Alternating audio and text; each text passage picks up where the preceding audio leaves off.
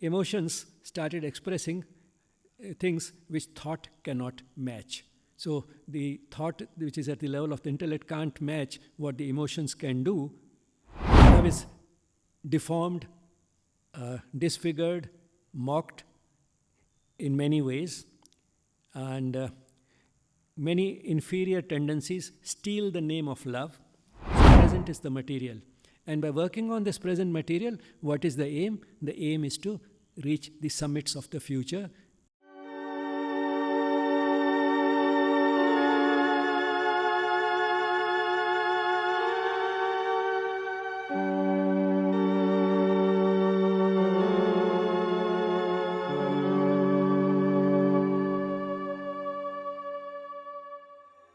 My dear brothers and sisters, the title of this session is a little enigmatic. On our steps, studied or careless. The enigma will get solved before long.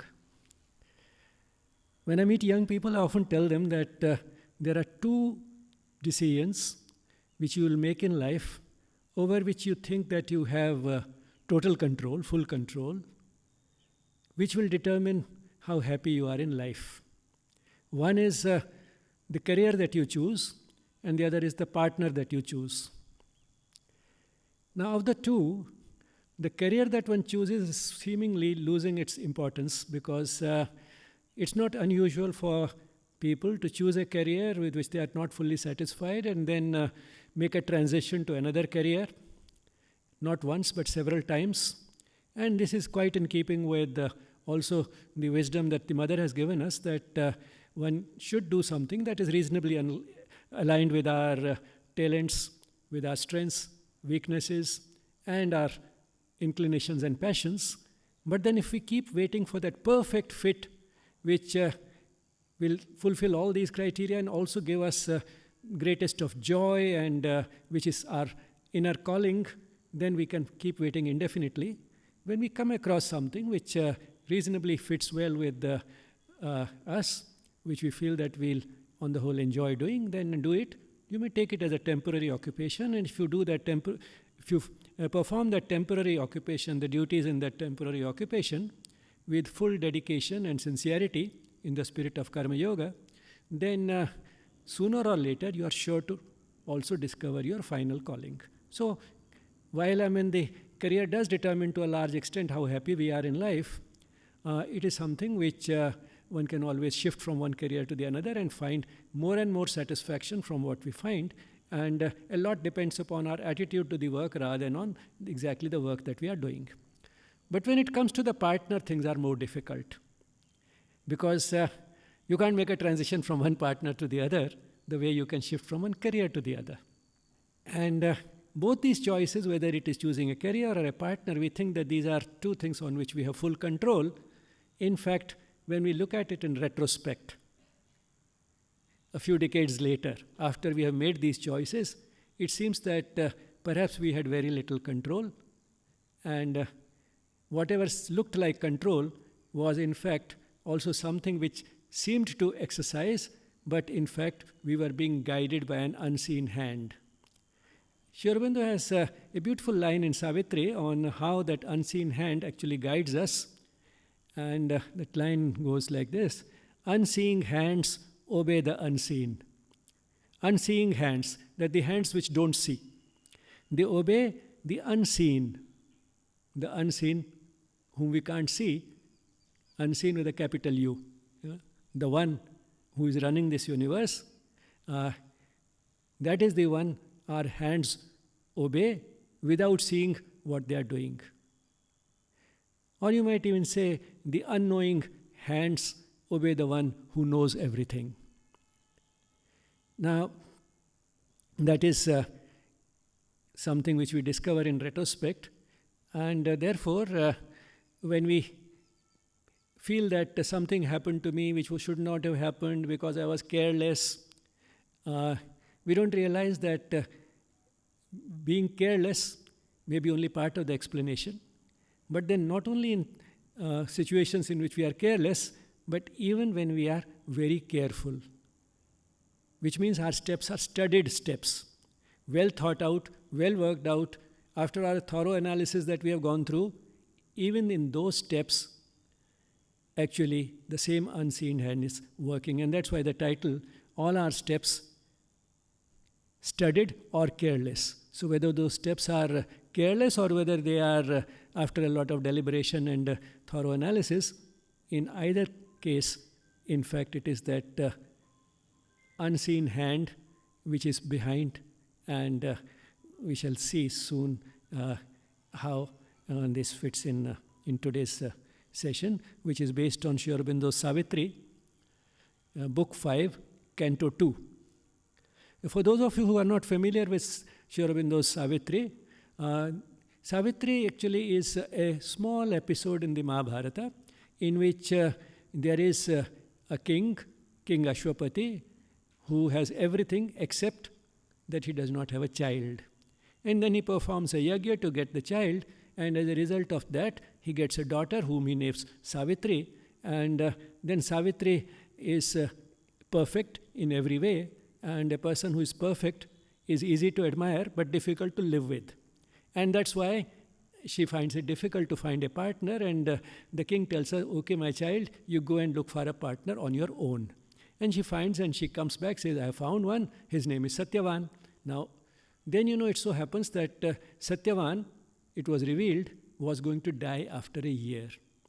So, but then once she has chosen, she does not change her mind, she sticks to her choice.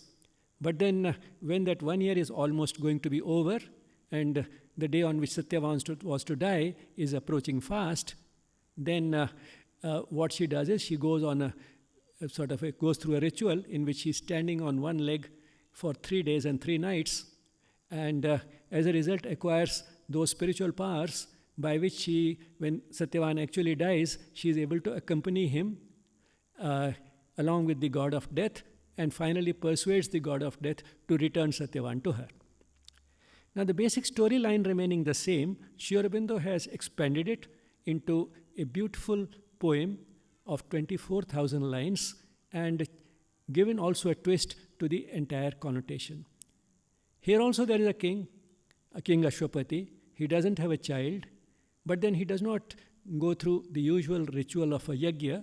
Instead, he goes through a long process of an inner journey, which you may call his yoga.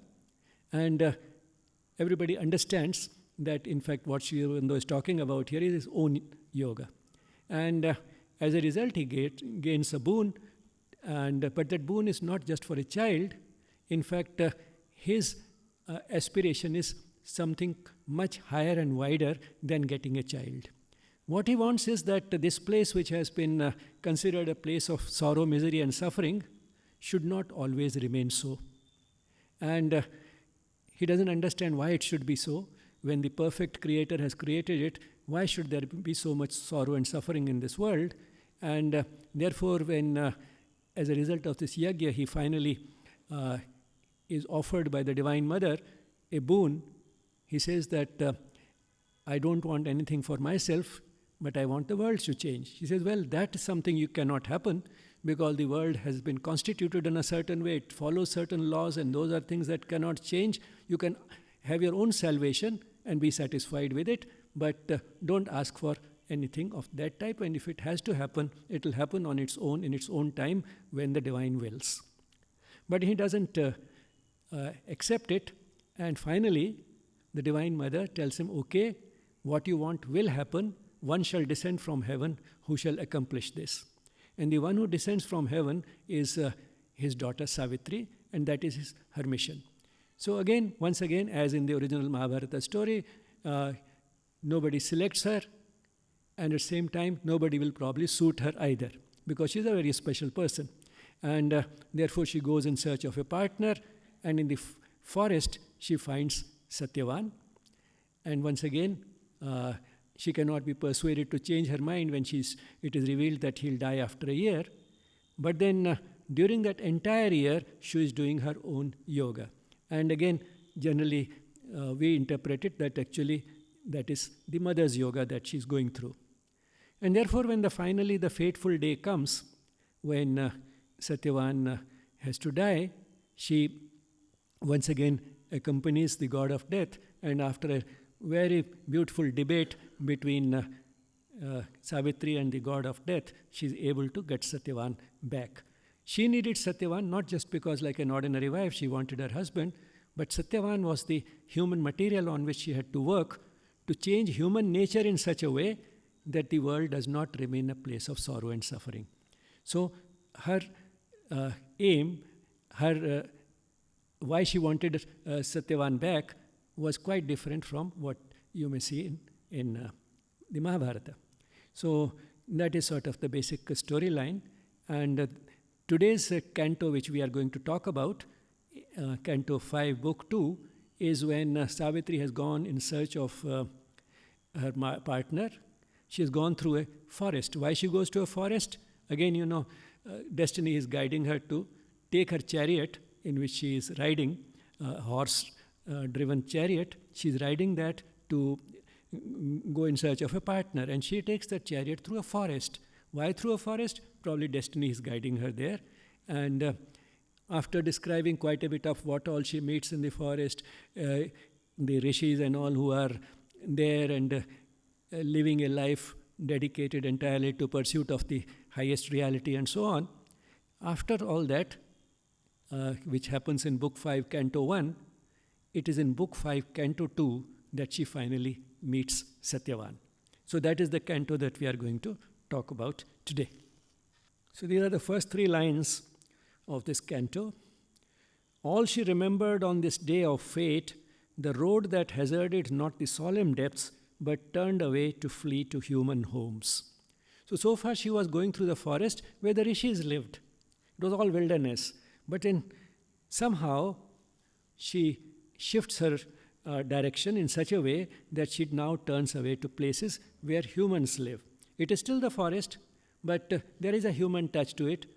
There's all that grass and flowers and all which have been planted by human beings. So now the scene is a little different. And then within that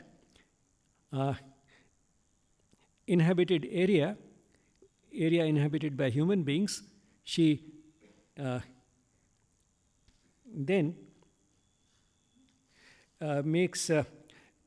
finds something which attracts her, and that is a path that is there within that forest, in that area which seems to be inhabited by human beings. Only one sign was there of a human tread, a single path shot thin and arrow-like into this bosom of vast and secret life, pierced its enormous dream of solitude. So there was a single path, a narrow path, something like an arrow, as if the arrow was going through the bosom of this place, which otherwise was an enormous dream of solitude. And then, as she goes along this path, at a distance, she can see Satyavan. Satyavan is erect and tall, and he seems to be sort of framed by a lot of greenery on either side because the path is very narrow. And it's early morning, so there is a ray of sunlight which is illumining him, and it's a beautiful sort of scene. And within that, she finds that Satyavan is inset between green relief and a golden ray, like a spear of God, tall, erect, thin, and framed by all this greenery, and along with that, falling on him is this ray of gold, looks like as if he is a spear of God. And then she gets from that distance a glimpse of what he looks like. He has the body of a lover and a king put together, which means he has the charm of a lover and the majesty of a king. And why he was there? Here first she met on the uncertain earth the one for whom her heart had come so far, as might a soul on nature's background limbed. And abandoning man's loud drama, he had come, led by the wisdom of an adverse fate, to meet the ancient mother in her groves. So just as she had been guided along that, he had also been guided along a route which was quite different from the usual. Abandoning man's loud drama, he had come, led by the wisdom of an adverse fate, to meet the ancient mother in her groves. Now, why was he here in the forest? How did he happen to be there? Why was he not living in a proper sort of a city or something? Abandoning man's load drama, he had come led by the wisdom of an adverse fate. So he also had some adversities in life. He had parents. His father was a king, but the king had been somehow deprived of his kingdom, and his parents were blind. They could not see, and they lived in a cottage. So it was this adverse fate which had brought him there. But then adverse fate has something positive associated with it, and that's why the wisdom of an adverse fate.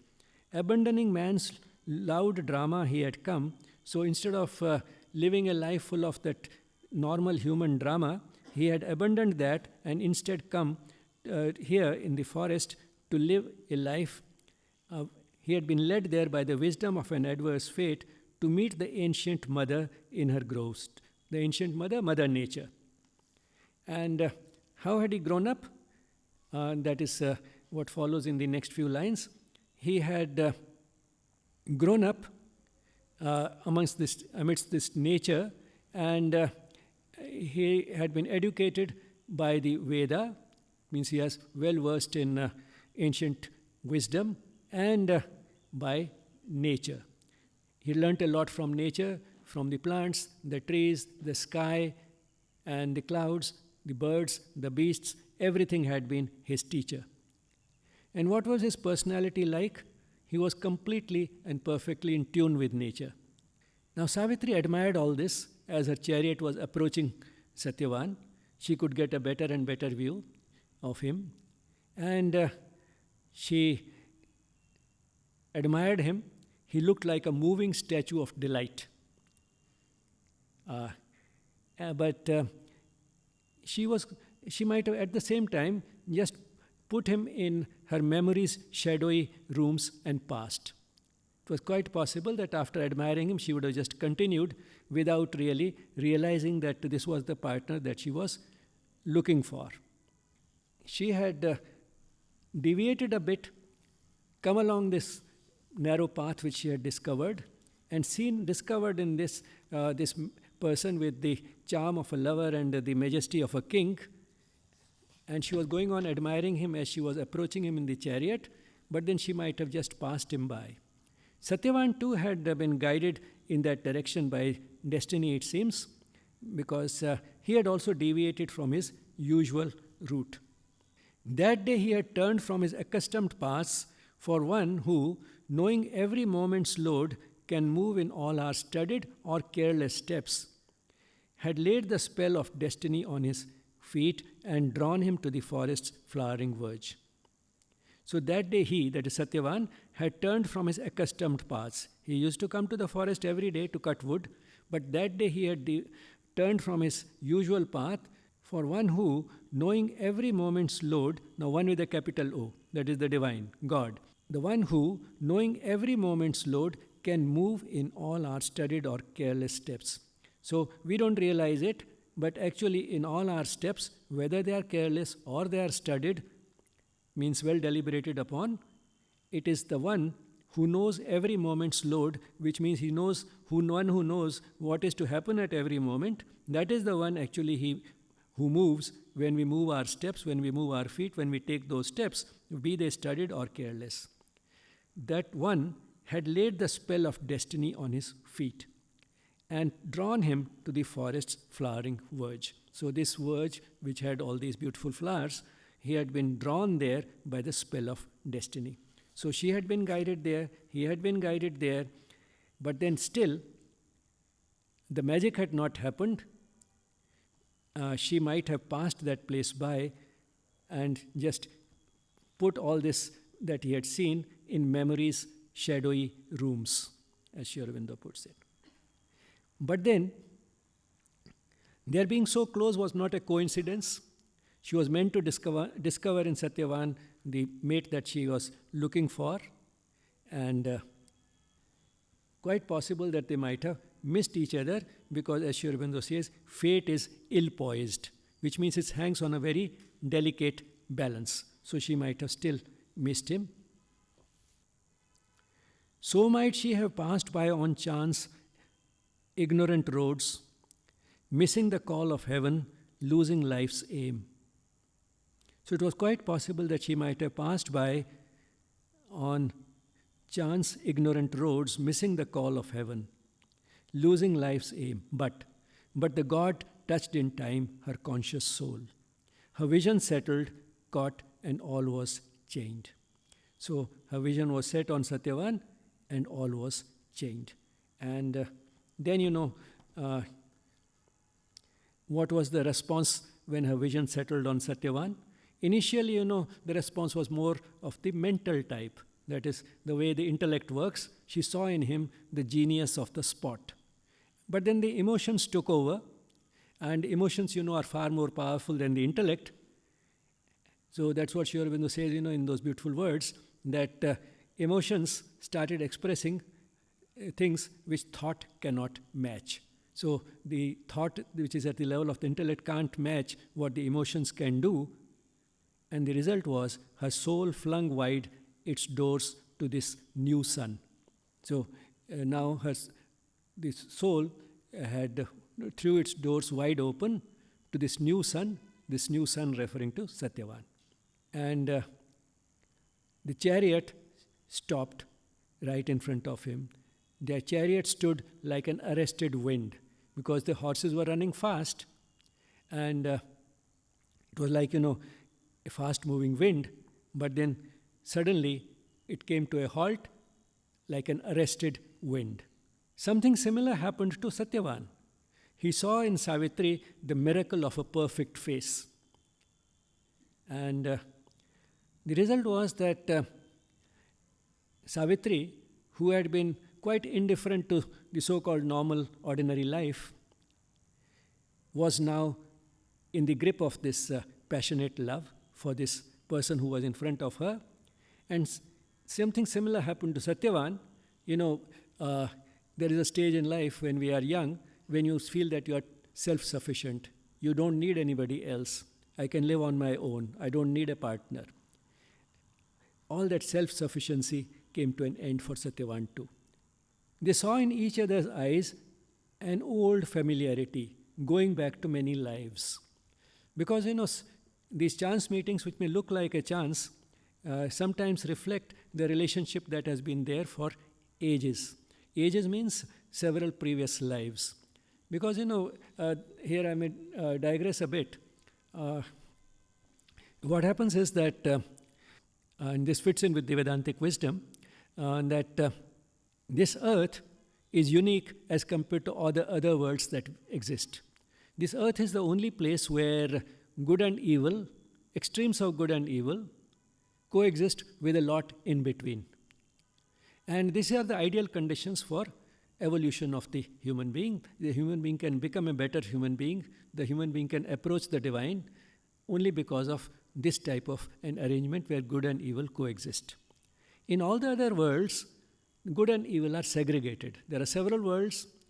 At one extreme is that where only good exists, extremes of good, that is what we may call heaven. And at the other extreme, where only a lot of evil exists, and that is hell, and then there are many worlds in between the two.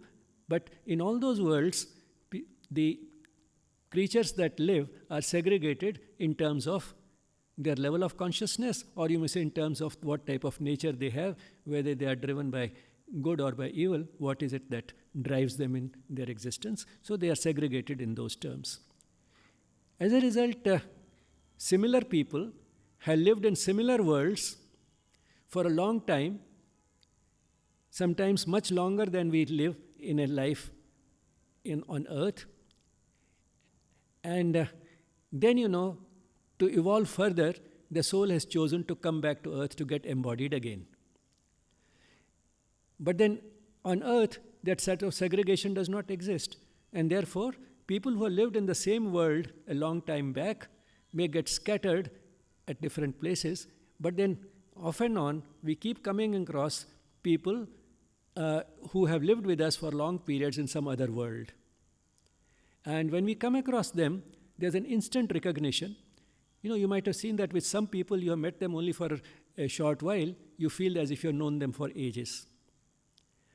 at once that strikes you. And that probably happens because we have lived with those people for long periods, and we find that because of that matching consciousness, you gel very well. You get very well along with each other, and it happens sort of quickly. So that is what happened here too.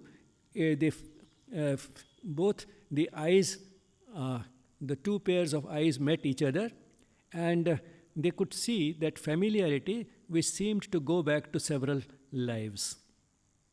On the dumb bosom of this oblivious globe, although as unknown beings we seem to meet, our lives are not aliens nor as strangers join, moved to each other by a causeless force.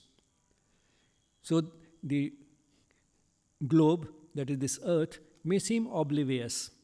It doesn't care for what is happening. And its bosom may seem quite dumb, that is uncaring, unfeeling, and unknowing.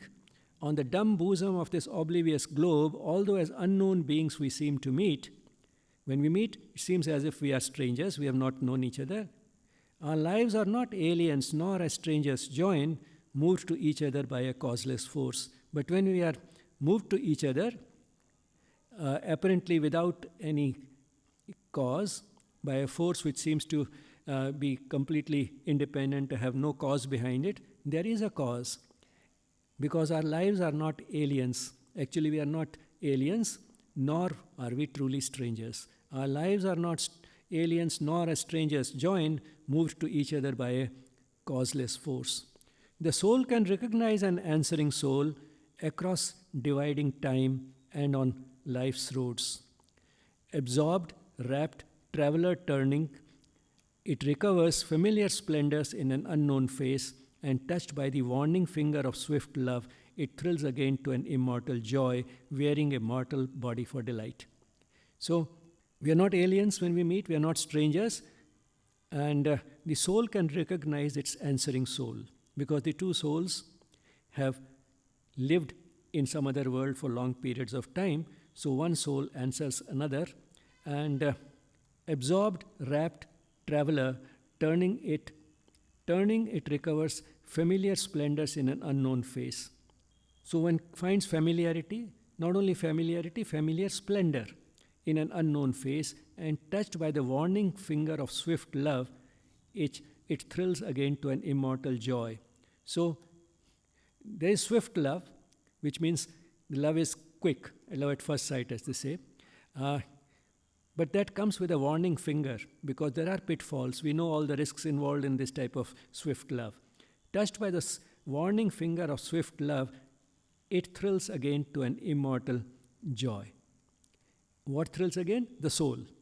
Each of the two souls. It thrills again to an immortal joy, wearing a mortal body for delight. So the body is that covering, that dress which the soul is wearing, and within that dress, the soul thrills again to an immortal joy, because the soul itself is immortal.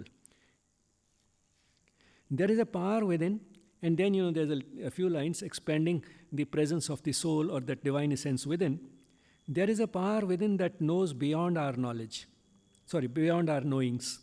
There is a power within, power with a capital P, referring to the divine essence, that is the soul. There is a power within that knows beyond our knowings, beyond what we think we know. This power knows that we are greater than our thoughts, and sometimes earth unveils that vision here. So while this earth is not normally accustomed to that sort of a power and that sort of a vision, these experiences are therefore a little out of the ordinary range of experiences, but then sometimes that magic happens, and the earth unveils that vision which comes only from that power that knows more than what we know. What it knows is much greater than our thoughts. And the vision that comes from that sort of a consciousness, that sort of an awareness, is revealed to us sometimes on this earth, which is not actually normally accustomed to that sort of experiences. There is a power within that knows beyond our knowings. We are greater than our thoughts, and sometimes earth unveils that vision here. To live, to love are signs of infinite things. Love is a glory from eternity's spheres. There are several beautiful passages on love in Savitri, and this is one of them where Aurobindo is glorifying this seed of love that has been planted in all of us, and he's calling it a glory from eternity's spheres. It's a seed which belongs to the sphere of the eternal, the divine. It is from there that this has been planted in us, and therefore, when we love, it is a sign of something infinite, something infinite.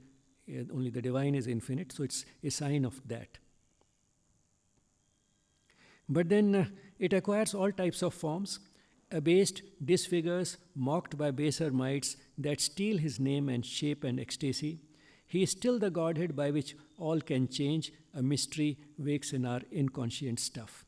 So, love is deformed, disfigured, mocked in many ways, and many inferior tendencies steal the name of love, appropriate it, and but all the same, he is still the Godhead by which all can change. So real change can come about in us only through that, which means we can change from our usual ego-driven personality to a love-driven personality. The dividing personality which distinguishes between me and all the rest, change from there to all of us together is in one vision.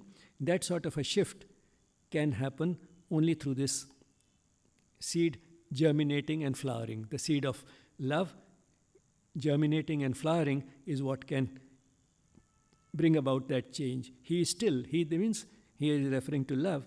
Love is still the Godhead by which all can change. So therefore, any love is better than no love at all, so long as the love does not stay at that lowest rung of love. What is that lowest rung of love? The lowest rung of love is based on getting. One feels that one is in love with somebody because I can get a lot of happiness from this person. That is the lowest rung of love. What is the next? The next is give and take.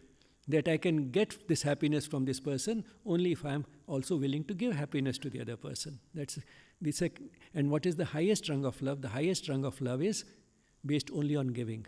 One enjoys the joy of the love comes from the fact of loving itself, from the fact of giving. So giving itself is a joy, and one expects nothing more. You don't expect to get anything, and yet you give. So long as we do not get stuck at a lower rung of love, any type of love is better than no love at all.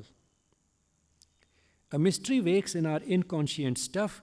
A bliss is born that can remake our life.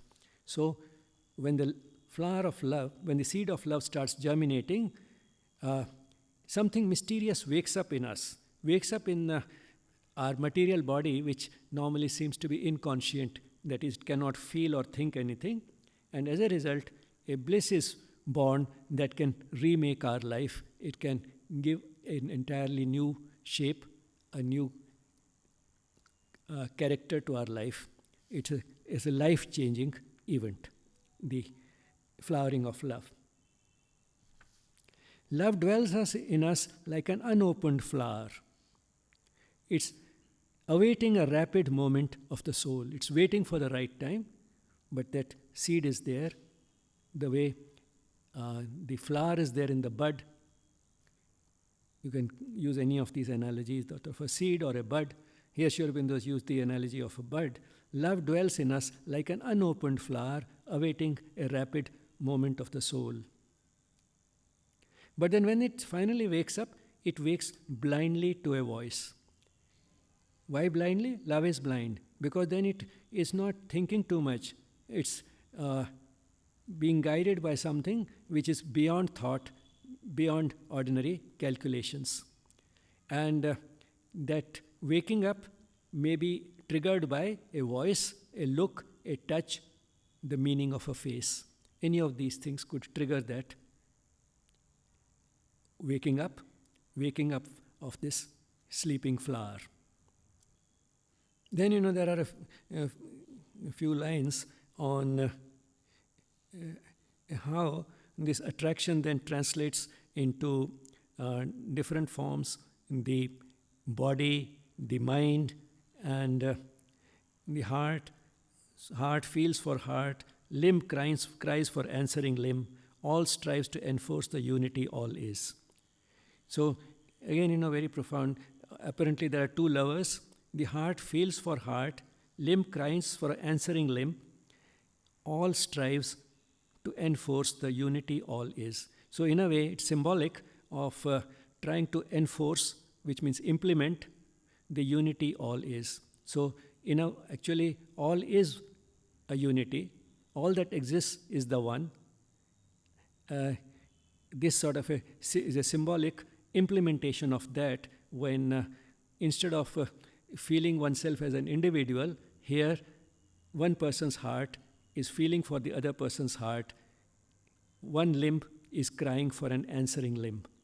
All strives to enforce the unity all is. These knew each other, though in forms thus strange, although to sight unknown, through life and mind, though life and mind had altered to hold a new significance. These bodies summed the drift of numberless births, and the spirit to the spirit was the same. So, the bodies which are there right now summed up the drift of numberless births. So, several births have taken place earlier, and the souls have been drifting, on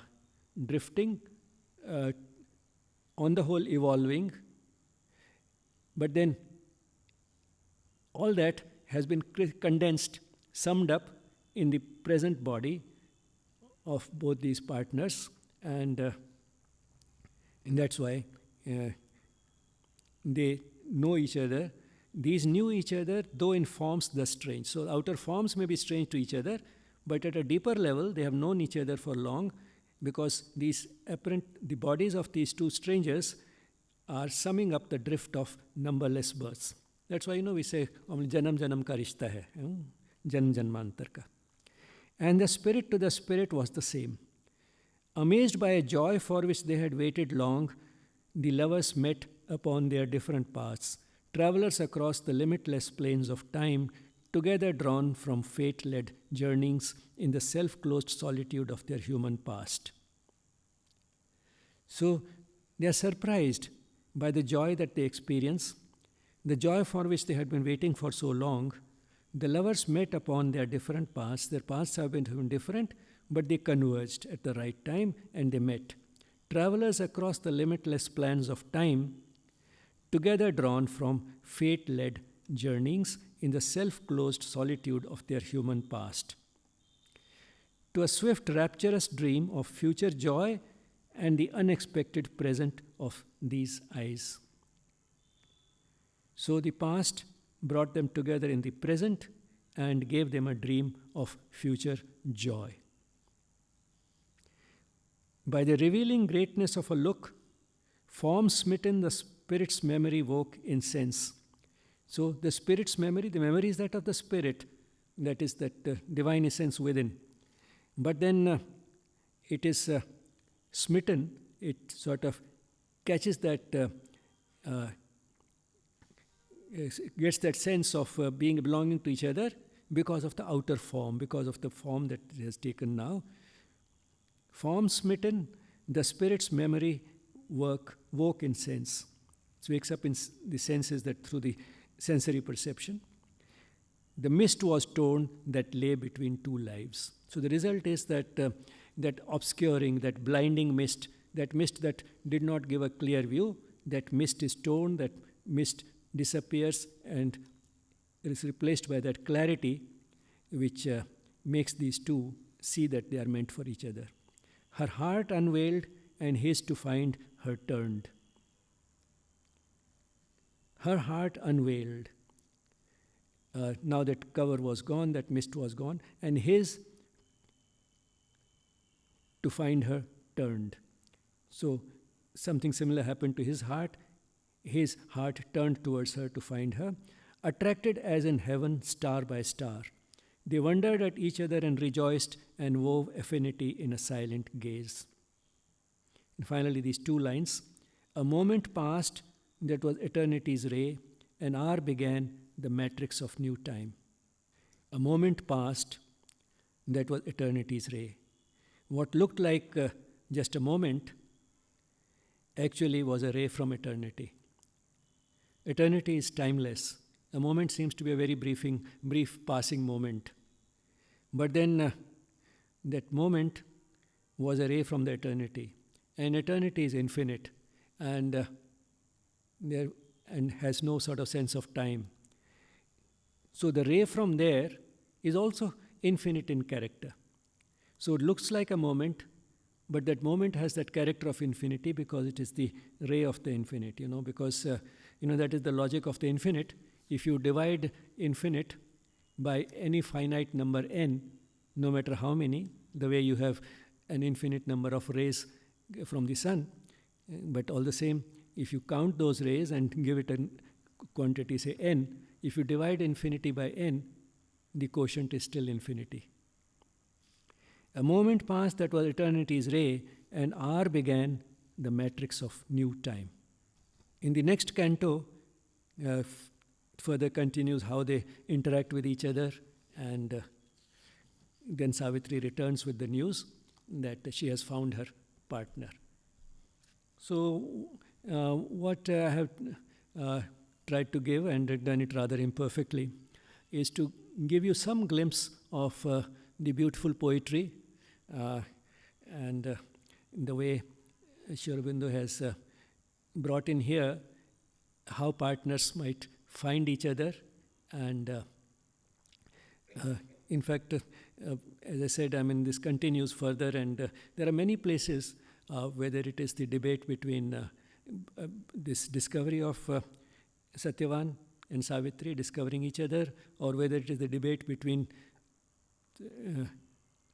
the god of death and Savitri. Savitri representing love and death representing the present way of the world existing and so on. So in that debate again there are beautiful lines on love. So there is very beautiful love poetry at many places in Savitri, including the love that should underlie an ideal conjugal relationship.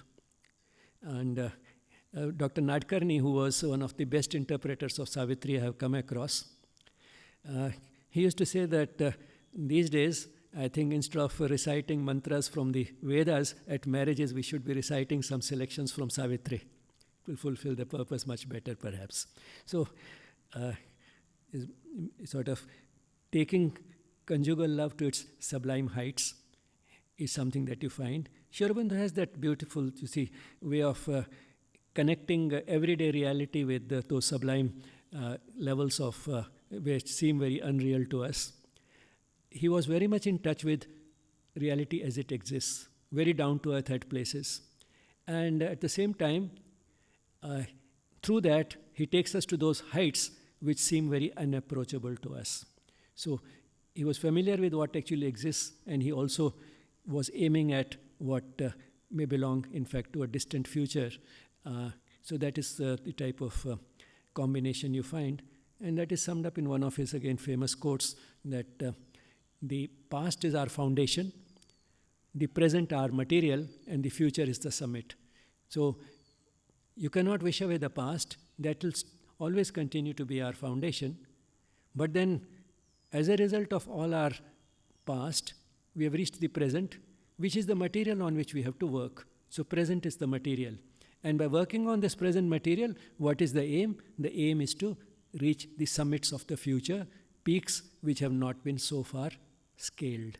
So those unscaled peaks which we can only imagine can be reached only by working on the present, which is the material we have available with us, which is the material which we have to work on. And in this poem, in this poetry Savitri, you find that Satyavan is that material on which Savitri will work to work for that better world.